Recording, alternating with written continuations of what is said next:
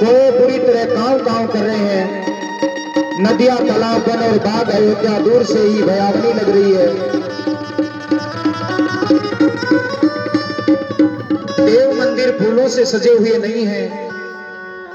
अयोध्या में जितने भी घर हैं उन आंगन में कहीं भी कोई झाड़ू और बुहारी नहीं लगाई गई है।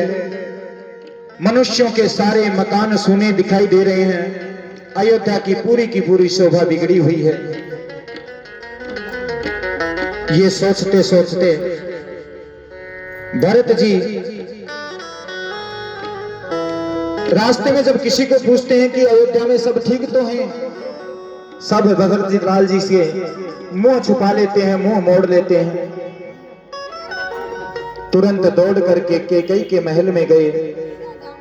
कैकेयी ने बड़े प्रेम से अपने प्यारे भरत और शत्रुघ्न लला की नजरें उतारी है, आरती उतारी है और पूछने लगी, बेटा भरत, बेटा शत्रुघ्न, तुम्हारे ननिहाल में सब ठीक तो है?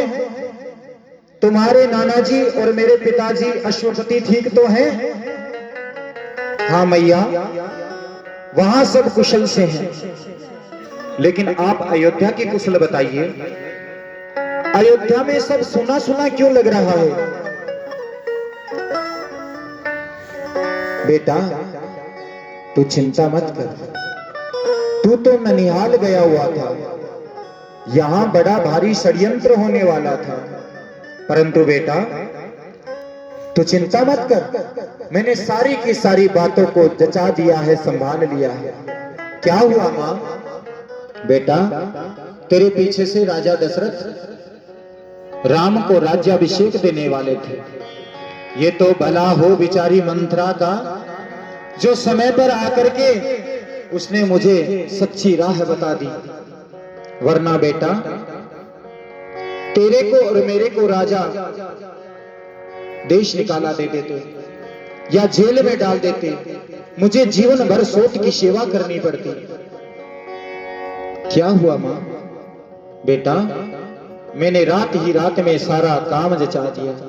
क्या किया तूने मां? मेरे दो वरदान महाराज दशरथ के पास ठाती थे।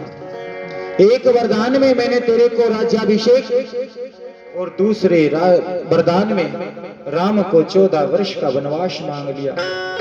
इतना सुनना था कि भरत बिलख उठे, व्याकुल हो उठे, रोने लगे, हाहाकार करने लगे।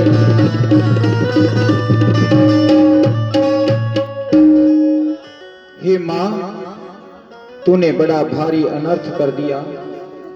हाय पिताजी, हाय तात, ये क्या हो गया? रुदन कर रहे हैं। कैकेयी कहती है, बेटा ये समय सोच करने के लिए नहीं है। तुम्हारे पिताजी सोच करने योग्य व्यक्ति नहीं है। गुस्सा आ जाता है, क्रोध आ जाता है। भरत जी कहते हैं कि हे मां, मैंने तेरे गर्भ से तेरी कोख से जन्म ही क्यों लिया? हे मां, जन्म लेते ही मेरी मृत्यु क्यों नहीं हो गई? हे कुल कलंकिनी, तेरी जिह्वा में कीड़े क्यों नहीं पड़ गए? अग्नि ने तुझे जला क्यों नहीं दिया? राम को वनवास मांगते हुए आज पित नहीं हुई? क्या तुझे जरा सा भी दुख नहीं हुआ? हे मां, तूने आज वो कर्म कर दिया कि तूने पेड़ को काट करके पत्तों को सींचना शुरू किया है। हे मां, तूने मछली को जिंदा रखने